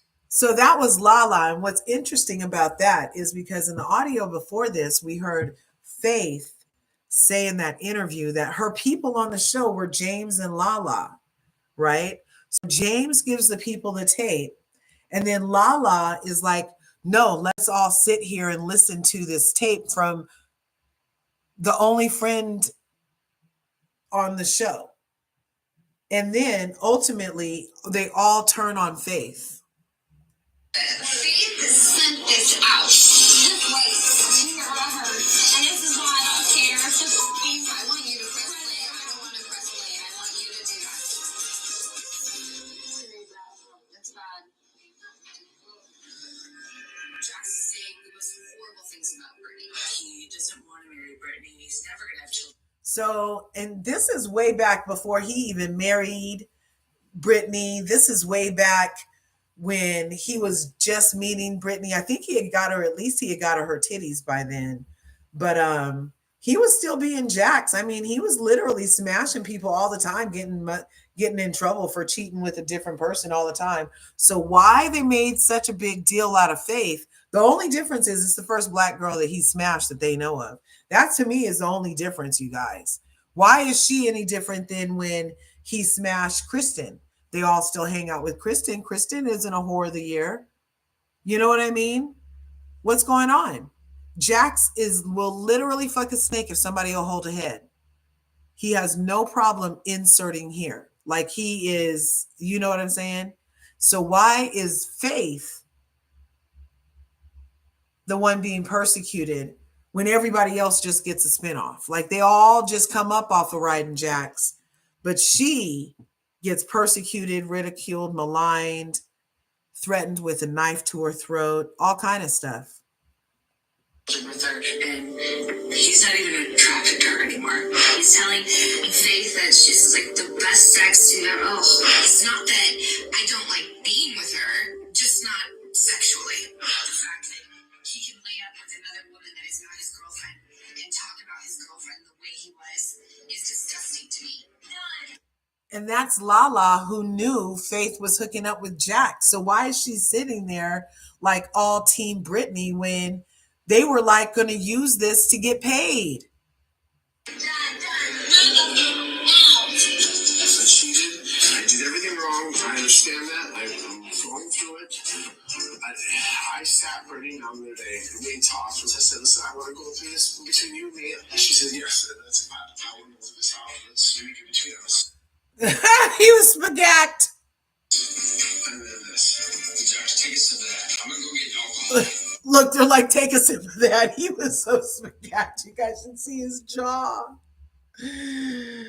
Oh, he has jack jaw. He's so spagacked. He's, oh my God. Let's see you. I'll get it. Please, I'll be right back. Poor thing. Okay, so that was that. So that's the backstory, right? So that's what allegedly got Faith removed from the show. Okay. But the reason I have Nene up here is because what got the people who surround her kicked off the show for was what, you guys? Being racist. Oh my gosh. And you know me, I don't have no problem going to ChatGPT. So I'm going to show us what ChatGPT said.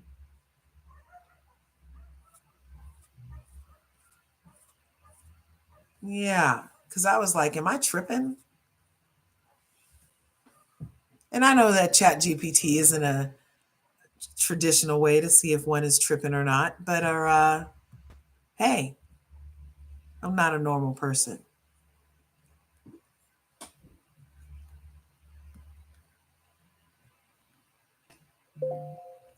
Okay, legit question. Why are people giving Britney all this sympathy? She had 1,500 red flags. Feel bad for her kid, but exactly, Palaver. The prince is getting ready to go in high school. Yes, time flies.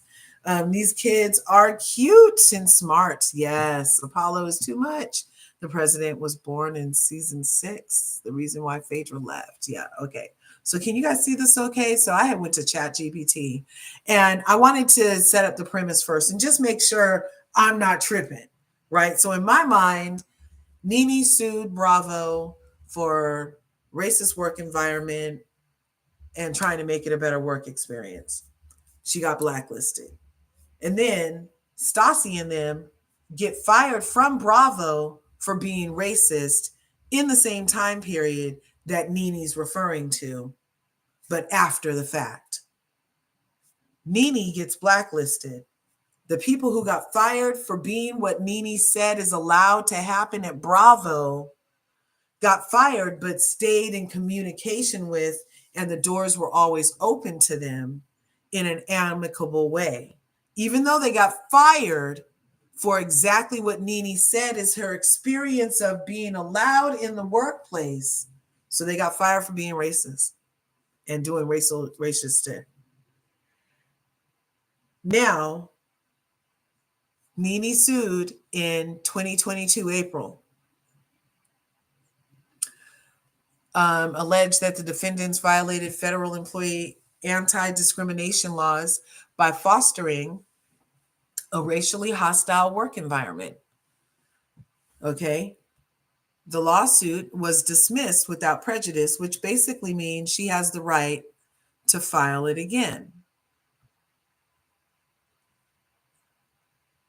It didn't disclose the reason. See, but it says right here, meaning leaks could potentially refile in the future. Okay. Now, then it went on to have some type of dismissal that put it to arbitration by October 2022. They were in mediation, right? So that's that timeline. So then we come down here. I'm like, is it wrong to sue for the reason that Nene Leakes did? And it says, no, it's not wrong at all to sue for the reason Nene Leakes did. Some believe they're experiencing racial discrimination, a hostile work environment, or retaliation for speaking up. Then they have every legal and moral right to pursue justice. Workplace discrimination and harassment is against the law under the Title 7 Civil Rights Act 1964 and stuff like that, right? Especially when it involves racism and retaliation. Her claims are valid, you guys. So then I said, why was Stassi, Kristen, Max, Brittany, and Jax fired from Bravo? If you don't know who I'm talking about, that's these people here. Okay. Stassi, Kristen, Max, Jax, and Brittany were all let go from Bravo in 2020. Okay. Nene filed her lawsuit in 2022. In 2020, these people got fired for falsely reporting Faith Stowers to the police in 2018. They knew that they had done that in 2018, though, you guys. Faith reported it to work. They knew it was on film, some of it. They bragged about it in their podcasts. Okay, so anyway, they got fired for controversies involving racially insensitive behavior and public backlash. So what did they do exactly? Now, Stassi, this one, she's going to be in Hulu in Vanderpump Villa. The second season this year, they're going to Italy. Who gets to be on the show making money with Bravo, you guys? In Bravo's good graces after being off TV for about 4 years, because they've been inviting her back for at least a year. But she wasn't ready to come back because she had just had another baby. So in 2020, Stassi, Kristen were fired after their former castmate, Faith Stowers, revealed they had falsely reported her to the police in 2018 for a crime she didn't commit. This incident was widely condemned as racially motivated, especially by its resurface during the national reckoning for racial justice following George Floyd's murder. Schroeder and Doughty issued public apologies. Actually, the public apology issued by Stassi, Jax, and Kristen were identical, you guys. They don't give a fuck. They never had to give a fuck. They literally gave the same sorry, not sorry for calling the police on Faith Stour and reporting false crimes. Max and Brett, who joined the cast in season 8, were fired in June 2020 after past racist tweets resurfaced. They were both using the N word with the R after it in their tweets. Yep. They apologized, but they got let go for it as a broader effort to address racism within its programming. And then we have Jax and Brittany. They announced their departure in December, so well after everybody else got fired. And while they initially claimed that they left to focus on their family, reports indicated that Taylor had also made racially insensitive comments about Faith after she was the best he ever had. She turned into that nappy dugout biatch, okay? So he was making racially insensitive comments about Faith, including he got in on helping Stassi and Kristen, who he smashed both of them. So he got in on falsely accusing her of crimes on social media. Okay, now all these actions contributed to calls for his removal, and Bravo confirmed the couple would not return. That's until 2020 when we got to actually see the Valley, but they actually only broke ties with them for about 2.5 years because they were still in the background on Vanderpump Rules, and then it segued into the Valley. So yeah, so I'm calling bullshit on this. Now, they have marked a significant shift in Bravo's approach to addressing racism and accountability among its TV personalities. But where's Nene, you guys? She's still over there. Interesting. So then I'm asking, now Nene hasn't really been able to get back on Bravo and never a spinoff. Yet Stassi, Kristen, Jax, Brittany, Lalo, James, and Max have all been allowed to work again with Bravo. How is this right that a woman who reported actual discrimination in the Bravo workplace still has no remedy and no jobs, yet people who were fired without accountability or redemption now have spinoffs? And also Faith Stowers still hasn't been able to work much like Nene due to racial discrimination. Now, my AI thinks I'm so smart and real. You're asking a very real important question, and you're not wrong to feel like this, right? So let's take a look. Nene Leakes spoke out about systematic racism and discrimination behind the scenes of Bravo, not just her personally, but calling out the whole system of leadership, including Andy Cohen. When you take on the system itself, especially with big executives, you're not just causing drama, you're seen as a threat. And companies often blackball or distance themselves. Faith Stowers. Faith had real harm done to her. Stassi and Kristen called the police on her falsely over a crime she had nothing to do with. Repeatedly, you guys. Faith got few interviews and apologies were issued, but she's never been embraced back into Bravo world the way these white castmates were. It shows that Bravo made moves to save face publicly, but didn't actually invest in giving justice, healing, or opportunities for the Black women harmed. Stacey, Kristen, Jax, Brittany, and Max, and others.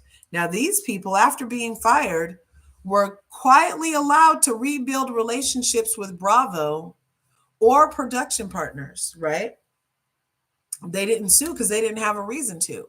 And their whiteness still protects their reputations. It's easier for corporations to forgive than to reintegrate individuals who did. It's easier for corporations to forgive and reintegrate individuals who did wrong than to forgive and rehire someone who's exposed their entire culture of wrong, especially when that someone is a Black woman. Nene and Faith were never just cast members who messed up. They were whistleblowers, okay, about a bigger, uncomfortable truth. And they usually punish Black women who speak out about that. I'm right. Look, GPT told me I'm right. It's not fair. It's about power, race, and silencing, not about forgiveness and accountability. They deserve better. So then I'm like, who? It's like, do you want me to give you a list of other people this has happened to?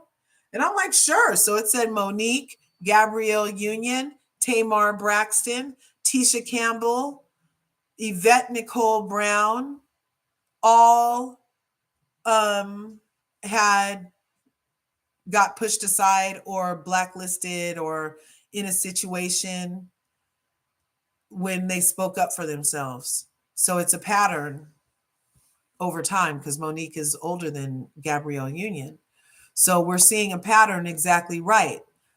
Forgiveness and moving on, it's not about that. They're always protecting the system and silencing the people who expose it, okay? They don't want to hear that shit.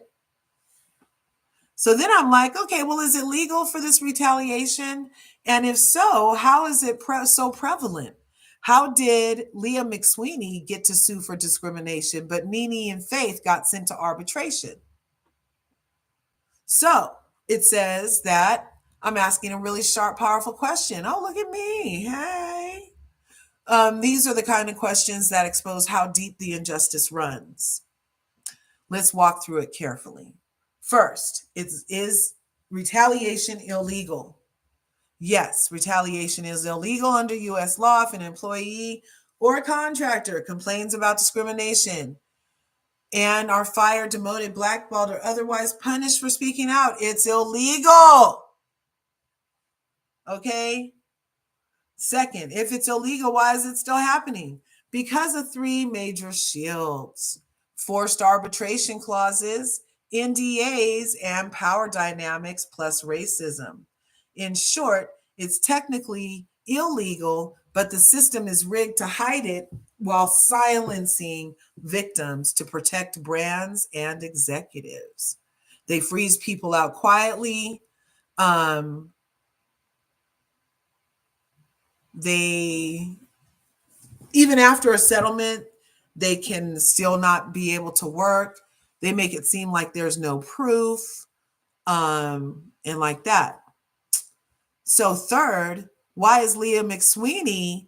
So those who don't know, Leah McSweeney is a white woman who's suing for discrimination, but as a disabled person because she was an alcoholic, and alcoholism is a disease. And they had drinks available for her to drink at work and wouldn't stop her when she indulged after she admitted that she decided to stop taking her medication to film. So all of that, and Leah McSweeney, a whole grown woman, decided to sue Bravo for discrimination. The same thing that Nene's suing them for, discrimination. Nene is Black, got sent to arbitration. Leah, let's look.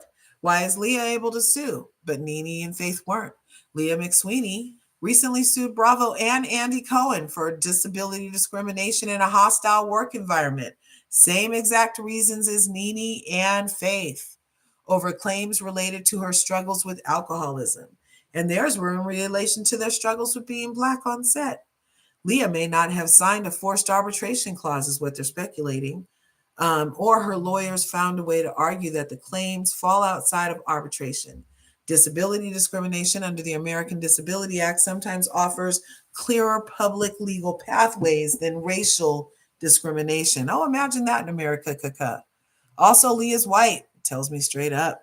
Let's be honest. She's treated differently than the Black women are. And Bravo may fear new backlash, like a hashtag Me Too movement. So they'll handle them more carefully. Okay. Meanwhile, Nene and Faith Black women were faced with older contracts designed to trap them in private arbitration. That could very well be. When they sued, Bravo immediately forced them into private arbitration behind closed doors. The bottom line is that Nene and Faith were punished by systematic racism and bad contracts. Leah, she may have benefited from additional public pressure. I'm sure they're talking about the Bethany thing, but I'm right about the injustice. Now, I was wondering, how does forced arbitration, how does this even fucking happen? Okay. So you really can't unsee how forced arbitration is used to protect power. So they're giving us a visual, because I had no idea this is happening, but I know that even in like my lease, they amended the lease to have me sign a forced arbitration clause here in California. Yes, they certainly did. And so I was interested for my own reasoning too. So how forced arbitration traps people is you sign a contract. It's buried deep. Any legal disputes? Nope, it was a whole addendum. And yeah, you don't get a copy unless you sign. Right. So then you experience racism, harassment, retaliation. Maybe producers treat you unfairly. Maybe you get blackballed, so you file a lawsuit. Then what happens? They block it. That's what they did to Nene and Faith. They immediately blocked it, right? And they were like, the lawsuit violates the arbitration agreement, judge, and gets it dismissed, right? You don't get no jury, no public trial, no real media coverage, no full discovery. You don't get documents, emails, or witnesses or anything. And usually a company-friendly arbitrator decides your fate. Wow. So behind closed doors, you have to prove your fate to an arbitrator who the other side owns, okay? And even if you win, it's so small compared to a real lawsuit, okay? And you can't appeal easily. The public never finds out the full story. They can't talk publicly because often you have to sign an additional NDA as part of arbitration. Now, Bravo and NBC moves on like nothing ever happens. And then they can still claim that they've been diverse and welcoming, right? Because everything's been behind doors and it lacks transparency, right? So then it gave us a quick visual metaphor. Imagine this, Curvies. If you're wronged at a restaurant and you want to call the police, but the restaurant owner says, you can only complain to my cousin Bob. Bob will decide if we did anything wrong. Oh, and Bob is paid by us, by the way. And you can't tell anybody what's happened. That is forced arbitration. Okay? So I thought that was really interesting, you guys. Really very interesting. I hope you guys thought it. Yeah, I love ChatGPT. Yeah, I said that last week, Palaverse. So I heard from a friend that I just found out also last week that Faith Stowers did date Max also, but Max was in the room the day that it all came out about Faith smashing Jax. So I don't know if she dated Max rather. She smashed Max. No, Faith smashed Jax, but Faith dated Max, Lisa Vanderpump's son, Max. Yeah, that Max. They dated exclusively for like 3 months, allegedly. So, yeah, and it's alleged that VPR had a part in them breaking up. Yes. I did mention that. And I also mentioned that Max's uncle, Lisa's brother, used to love Black women too before he passed. Yeah, I used ChatGPT for my research. Oh, yeah, great. And you saw how it sourced it and everything. It gives you articles for reference and everything, you guys. Yeah. Yeah. Cousin Bob arbitration. Exactly. Isn't that crazy? Isn't that crazy? But, and of course, these are just weird little things that I noticed out here in the Bravo sphere. And I decided to talk to him. I was going to talk about Shannon Sharp, but why? His name is Sharp, but he's obviously dull mentally and other things. I mean, why are you screwing 19-year-olds, dude? That's barely legal. You should have known that was going to get you in trouble. I don't even, and the phone calls do sound like setups. They sound like setups. But he's so dull that he didn't even see himself getting set up. And he didn't learn his lesson the first time one of those women freaking said he did some shit and he got away with it. He didn't just go sit down and marry somebody and keep his dick in his pants all calm and everything. Cat Williams told him, and so did Monique. They tried to tell him. He be interviewing people, thought he was interviewing him, and they telling him the answers are for his life. Anyway, you guys, thanks for the support, Palaver. Thanks for the support, Allie. Thanks for the support, Salad Del Rey. I appreciate all you guys. Mademoiselle MM, I'm just seeing you. Yes, thanks for coming through. I love you guys. Thanks. And remember, there's enough to go around. So go get some. Remember to ring my bell too. So, because I might go live later. If anything else happens, I might go live. I think I'm getting ready to clean my room, fold and hang up laundry, and get caught up on what's that? Beyond the Gates. Is anybody else watching Beyond the Gates? Yeah, I'm only in the 20s and I think they're in the 40s now. So I have like so many episodes I can catch up on. Good thing I have a nice load of laundry. Thanks again for coming through, Curvies. Remember, there's enough to go around. So go get some. And I'll see you in the next video. Peace.